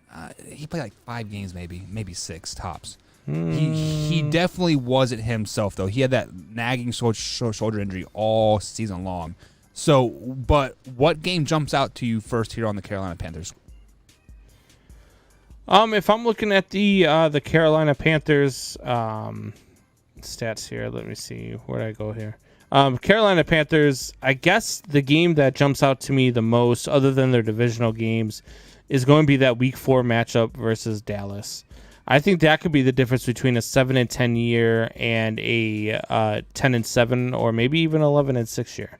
I think that game right there could really turn it around. If they run into Dallas and win, because I have them at 2-1 heading into that game. I think that Sam Darnold puts a statement against the Jets Week 1. I think they lose New Orleans Week 2. I think they beat the hell out of Houston in Week 3. If they can go in and beat Dallas with Philadelphia, Minnesota, the Giants, and the Falcons on deck, this could be a very different team. And so I think that's the turning point in their season. I have them losing this game. That's why I have them at 7-10. But if they win this game, I could easily see them at 10 or 11 wins. So with that 10 and 11 wins, is that a playoff-bound team in the NFC in your eyes? Let me see what I have here. 1, 2, 3, 4. How many teams are in the playoffs this year? Is 7. It going to be 8? Yeah, 7. 7? Yeah. No, but you know why? Because I've and we'll get to it when we get there. But I've got every spoiler alert. I got every team in the West making the playoffs. Wow. Okay, that's actually huge. Yeah. So that Week 4 game in your eyes is that kind of make or break game of the season here. So I actually have the Carolina Panthers actually repeating of last season. I have them going 5-12 just because I'm not a firm believer in Sam Darnold yet.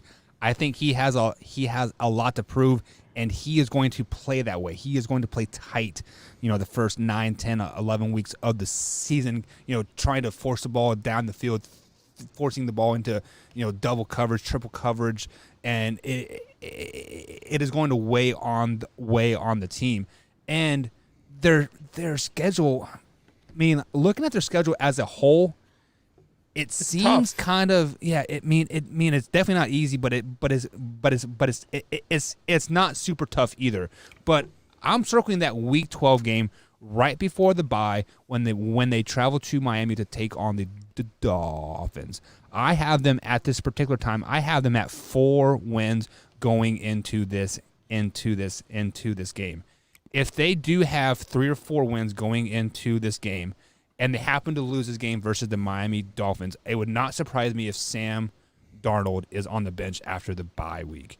And really, I think if Sam Darnold is on the bench after this bye week, his career is over in the I don't NFL. I don't think that. Look, I'm a big believer. I think you've gotten so used to seeing Sam Darnold in New York that you just can't imagine a world where Sam Darnold is good.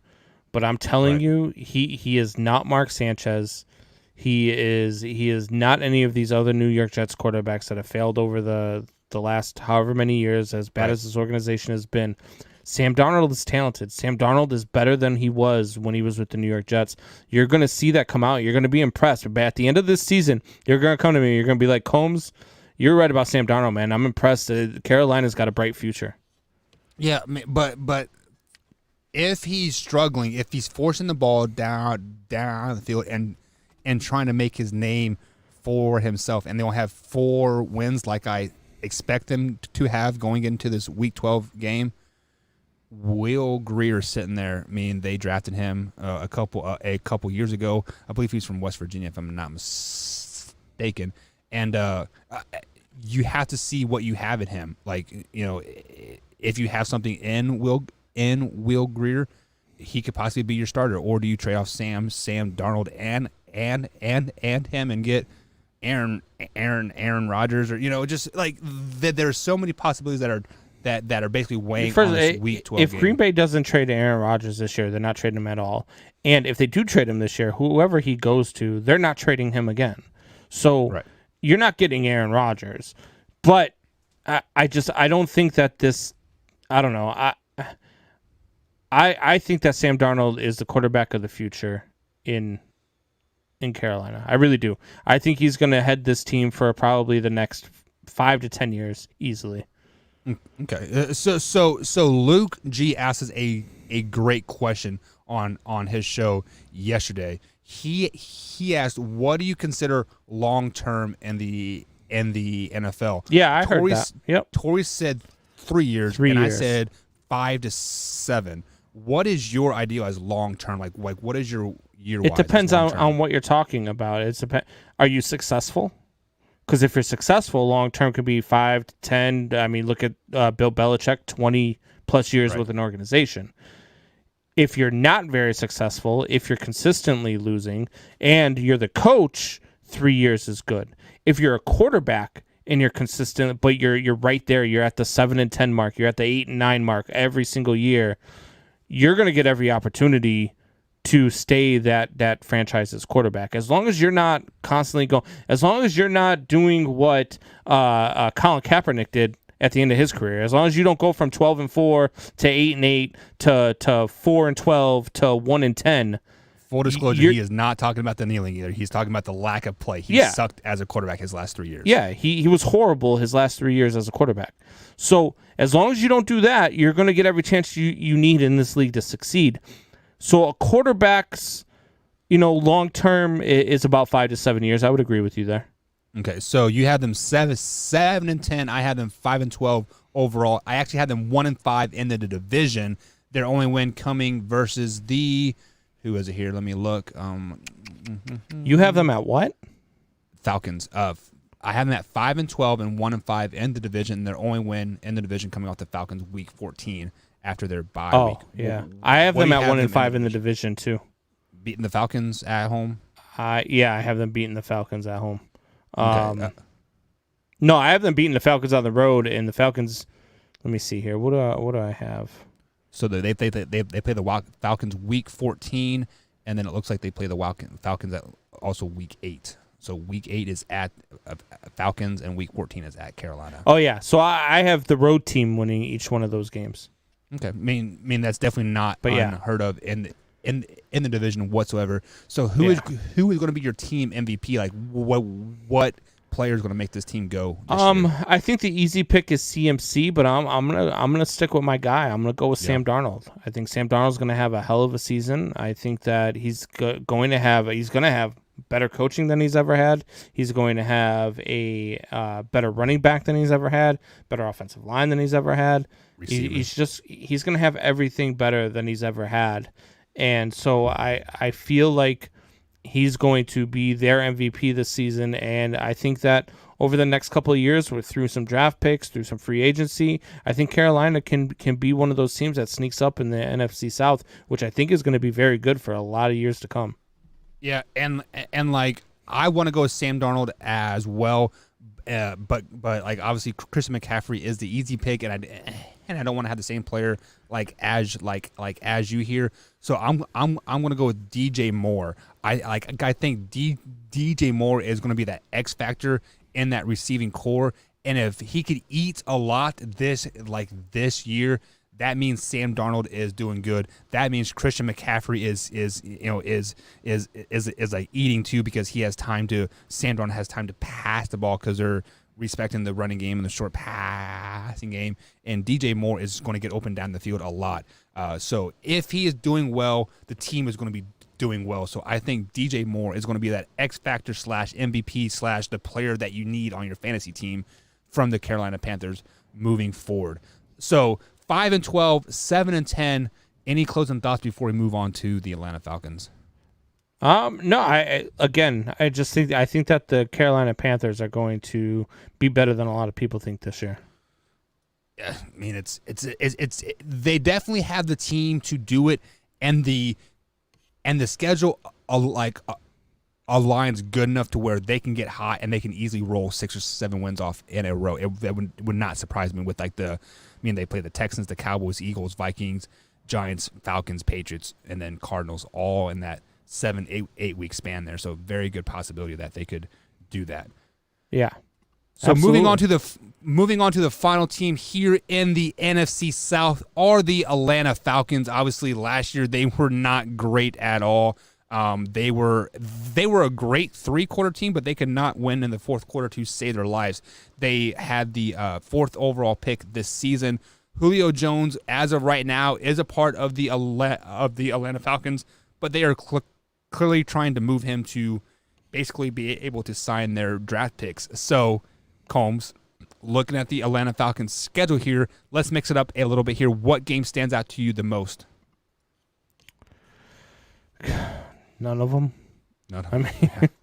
I mean, I'm not high on the Atlanta Falcons. I would guess if I had to pick one here, I mean, let's go with out of division. Let's go with the Cowboys game week 10. I think it'll be a good test. It'll be a good matchup. But at that point, I have them winless heading into week 10. So I have them at 0-8 heading into week 10, and I don't have them winning that game either.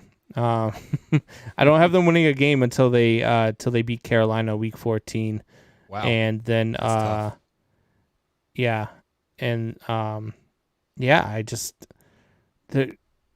they're not good, man. They're losing Julio Jones. Right. They've got an aging Matt Ryan. They've got a defense that couldn't hold a 70-point lead in the 4th quarter. This team is just not very good. 30-point win or lead to the Cowboys, right? I have them sneaking one against Carolina because it's a division game, and then I have them beating Detroit because I think Detroit's equally as bad. It's not going to be a good year for Falcons fans. Falcons fans are going to be feeling the misery for a while. They are not going to be rising up at all. So the another bad thing about the Atlanta Falcons schedule this year is they had that early bye week in week 6. I actually had them going 0-5 going into week 6. So you had them going 0-14, right? Or 0-13. 0-12 heading into week 14. Right, versus the Panthers. So, do you see Matt Ryan getting benched during the bye week for possibly the quarterback from, I believe he was from Florida State, was that Felipe guy, or you got A.J. McCarron as well? Do you see possibly benching Matty Ice? Probably. They probably do have to, bench right? Matty Ice at some point, but they don't have their quarterback of the future yet. They don't. They're gonna have to try to draft him, and this is gonna be a horrible draft class for quarterbacks coming out of college. Right. So Torrey is a firm believer that some teams are going to cut said players, and then teams are going to pick it up, where their weakness there. Do you see a possible quarterback getting cut from a other NFL team and Falcons picking him up and say, hey, this might be our guy? Let me ask you about a scenario that I swear to you I just now thought of. What if, and I don't think this will happen, but what if the Atlanta Falcons trade Julio Jones to the Green Bay Packers for Aaron Rodgers? I mean, they're going to have to give up some picks with Julio Jones. Right. But you give Jordan Love, you give him Julio Jones, and you give him the other wide receiver they already have. Why can't I think of his name? Devontae Adams. And you give Jordan Love those weapons, which is really going to irritate Aaron Rodgers. Right. And you send Aaron Rodgers over to Atlanta. Atlanta's instantly be with this schedule, because to be honest with you, if this was any other team in the league, I'd probably have them at 14-3. Yeah. Because this is an easy schedule. You put Aaron Rodgers under center, and you still got weapons there. You still got Todd Gurley. You still got Calvin Ridley. I mean, you've still got weapons. Is this a different team? And not only that, but is that not an interesting trade? That's a very interesting trade, but does that mean they trade Matt Ryan, or do they cut him out? They probably cut him. I mean, they probably let him go, and that way he's free to sign with whoever he wants to sign. See, the problem that I see with this is the reason why they're getting rid of Julio is not because his production's down, just because he's not all over the hill. It is because it is taking such a big cap hit, and they can't sign Kyle Pitts, and they can't sign their other guys that they drafted. So they have to release that salary cap somewhere. So with that being said, the only way this would possibly work somehow, some way, because I believe Matt Ryan is a dead cat hit on the Falcons, no matter what, if he plays for the Falcons or not. The Green Bay Packers have to take on some type of financial responsibility, and I don't think they're in the position to do that, because if you sign a Julio, so rumor is that Aaron Rodgers was offered a restructuring of his contract to free up $10 million of cap space. So is that making room for Julio Jones? Possibly, but would you, if you are the Green Bay Packers, and Julio Jones is 35, 36 years old, would you trade Aaron Rodgers, fresh off his MVP, to a team like the Atlanta Falcons, which is in the NFC still, and you get Julio Jones they're not really a rookie threat, though. They're not really a threat, and you give Jordan Love, who you drafted to succeed Aaron Rodgers. That's why you drafted him. Do you think they're sold on Jordan Love? Dude, I mean, I think you could be sold on anybody if you've got Julio Jones and Devontae Adams to throw to. Okay. I mean, I'm just saying. I just think that if you send Rodgers to Atlanta, they're going to be good. They're going to be better than what they are. I think they probably win 9 or 10 games, and it changes the complexion of the NFC South. But I just, and Drew chimes in and says, Combs, Rodgers is good, but he ain't that. Yeah, he is. Rodgers is that good. Man. Yeah. I hate him. I hate the Green Bay Packers. You heard it. I'd rather throw up in my mouth and swallow than interview the man. Right. I do not like Aaron Rodgers. I don't like the Green Bay Packers. But Aaron Rodgers is a top 3 quarterback of all time, and he's not number 3. Yeah. So, I'm just telling you, Aaron Rodgers is that good, Drew. So what was your record for the Atlanta Falcons again? I have them at 2-15. 2-15. So I had the Falcons going 5-12 this season, 2-4 in the division. So let's say we're going off of my picks here. 5 wins, very, very generous. And you trade Julio Jones and you get Aaron Rodgers and you cut Matty Ice or trade him or do whatever you got to do. Do you think losing Julio Jones for Aaron? I mean, you're losing Julio Jones. I think you're upgrading. Yeah, but you're upgrading at quarterback huge, and you still got Calvin Ridley. You still got Todd Gurley. Right. I mean, you've still got weapons. Do you think that's only 4 extra wins though? Adding Aaron Rodgers to that roster? I don't think it. For me, that's 7 extra wins. I've only got him at 2 wins. So in my scenario, 7 wins would basically make them 12-5, leading, tied for the division for Saints and Bucks. Granted, there might be some games here or there that are changed around, but would you? Because what would the Falcons also have to give up to get Aaron Rodgers? Well, you're gonna have to give up, but you're gonna have to if you're gonna get Aaron Rodgers first round Julio pick Jones, you're gonna have to give no. If you're giving up Julio Jones, you're getting you probably have to give up a second and a third, and possibly even a fourth or a fifth, or even a future second. So maybe 2 seconds and a third. All of the proposed trades that I've seen for Julio Jones, it's been like a 2nd round pick and a 3rd round pick. Yeah, but you're and getting Aaron Rodgers now. Yeah. But I'm saying like these teams that are proposing these trades. You were getting something, but now you're not getting anything. You're giving away stuff to get this guy. You're not getting anything in return for Julio Jones. You're giving up stuff. I mean, you're getting Aaron Rodgers. But look, they've still got Calvin Ridley. They still got Russell Gage. They've still got Hayden Hurst. They drafted Kyle Pitts. So this team with Aaron Rodgers would be dangerous. It's I swear to God, I just thought of it while we were sitting here talking about the Atlanta Falcons, and then we were like, "Oh, Julio Jones leaving." I was like, "Man, wouldn't that be interesting?" Would that change the landscape of that division? Would that possibly knock the Saints off the top and put the Falcons at number 2 or even? I don't know that it knocks the. I don't know that it knocks the Saints or the Bucks, because I have the Saints at 2. I have the Bucks at 1.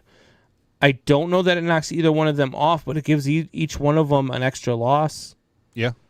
And so you go from 15-2 to 14-3 and 14-3 to 13-4, and then who knows? I mean, if you lose the early game to them and then it sends you into a tailspin or something, like, it could change the complexion of this division.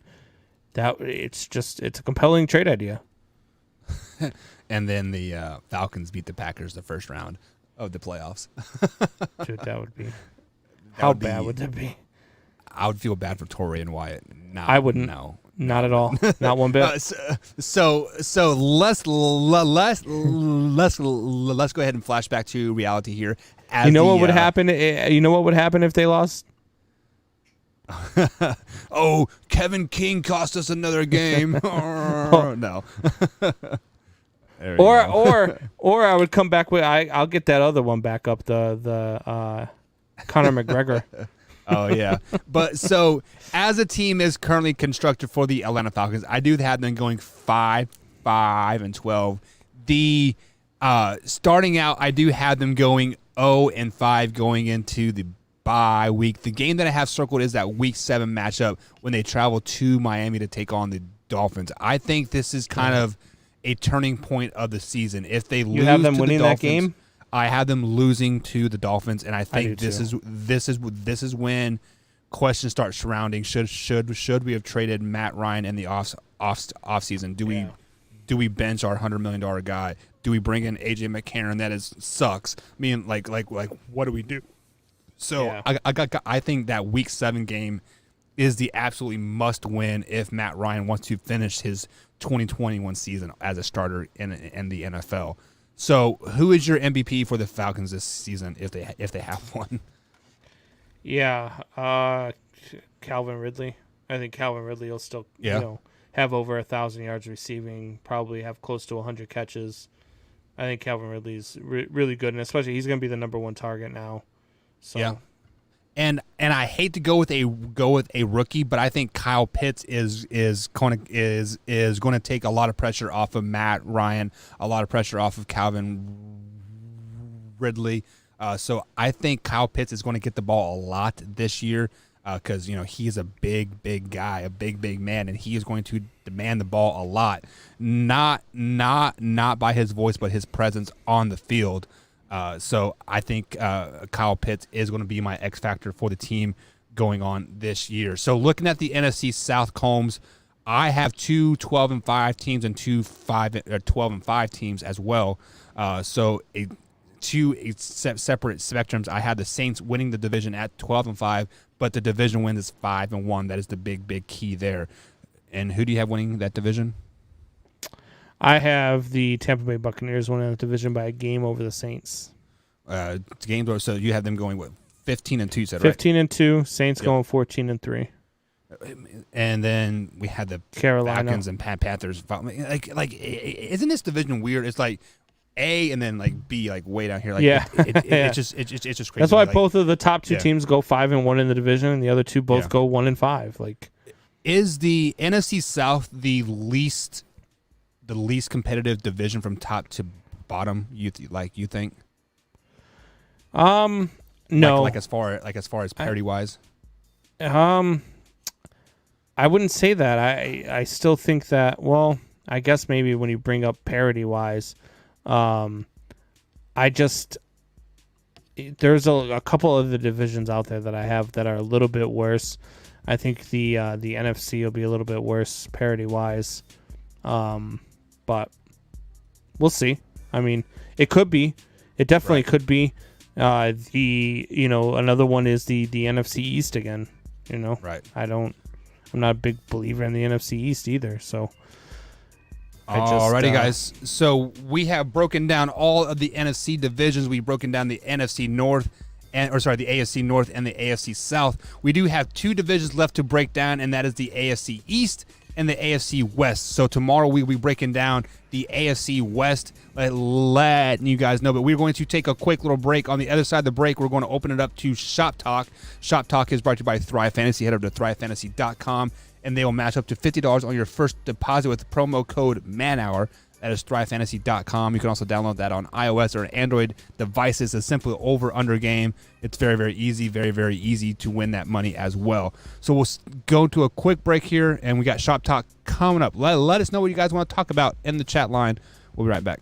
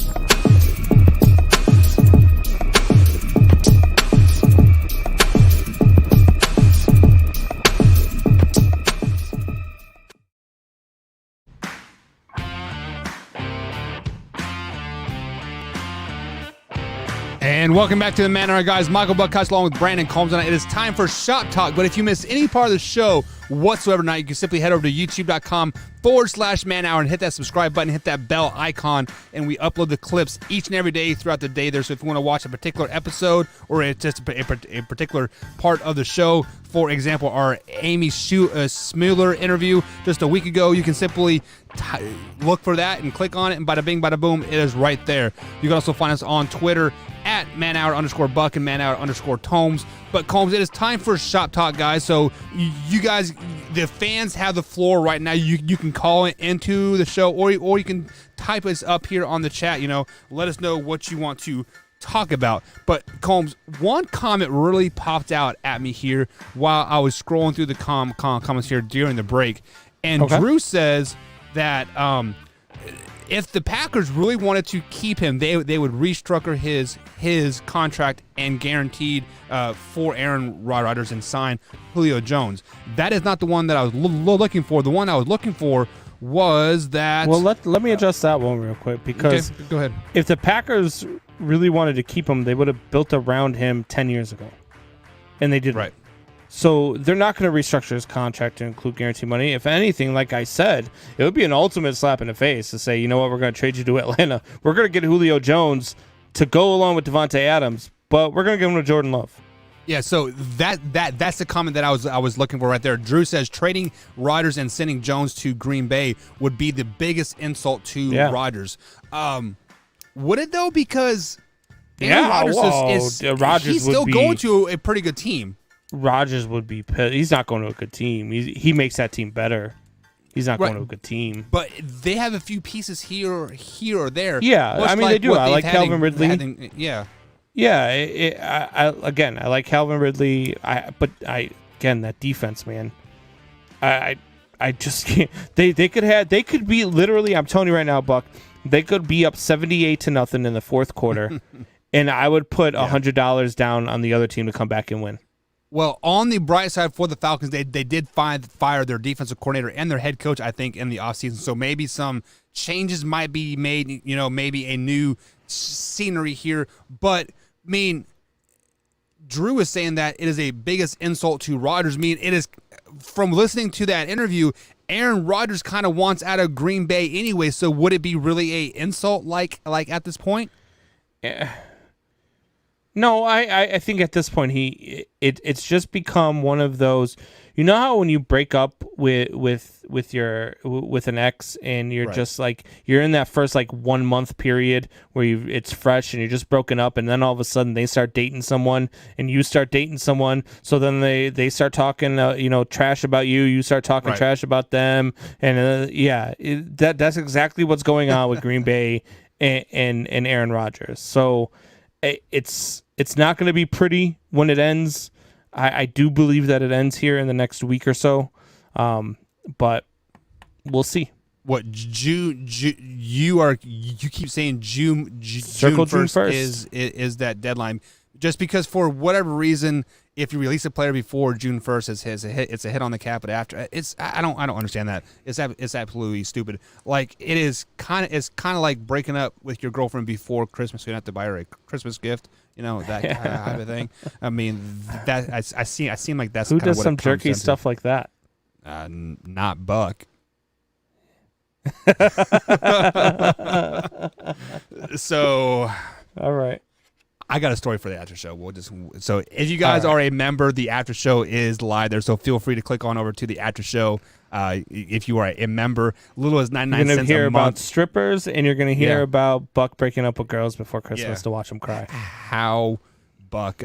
So Ruben says, give me the number to call in. Ruben is at the bottom of the screen, 812-406-8384, man, and we will pipe you into the line here. So definitely feel free to pipe in. I would love to hear that regularly man voice. Ruben has that voice of like he can sing to the angels and make them cry and then go to hell all at the same time. It is a very magical voice. Like what the hell just happened here?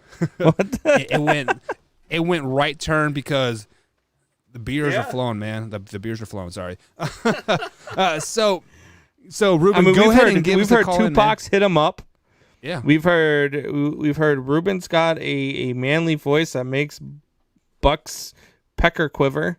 And I didn't say that. I said angels cry and go to hell. No. It's basically how you explained it. I mean, yeah, that's what I heard. My pickle.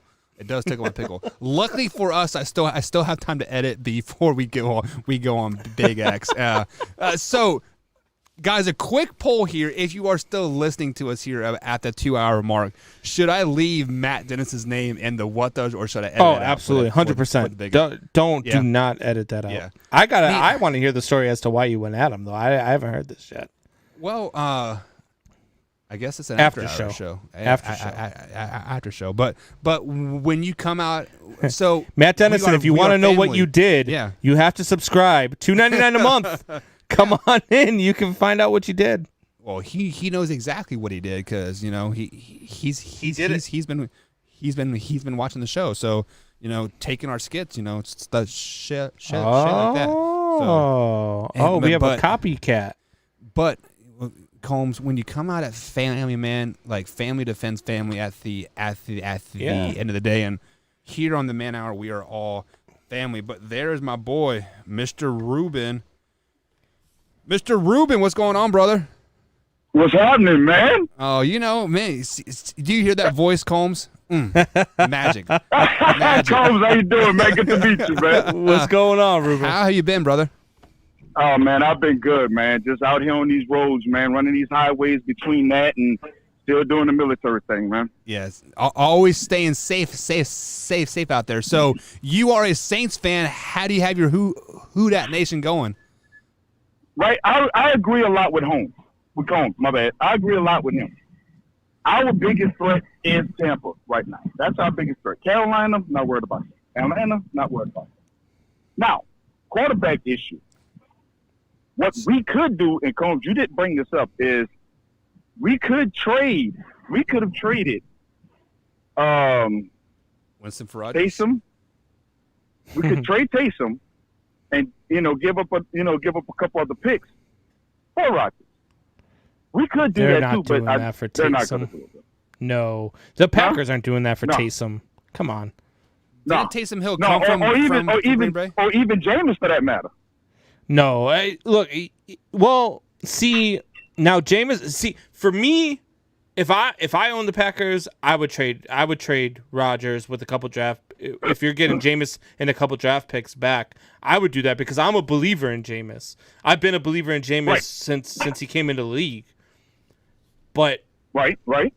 The Packers organization, because of Jameis's persona and who he is, they may not do it. Right. But no, it was just a thought to throw out there. You know what I mean? So yeah. Now, do you agree with me about why they played Taysom Hill last year and not Jameis Winston? 1 second there, Ruben. It looks like we lost Combs. Are you still there? Yeah, I'm still here. You can't hear me? Yeah, you cut out on us.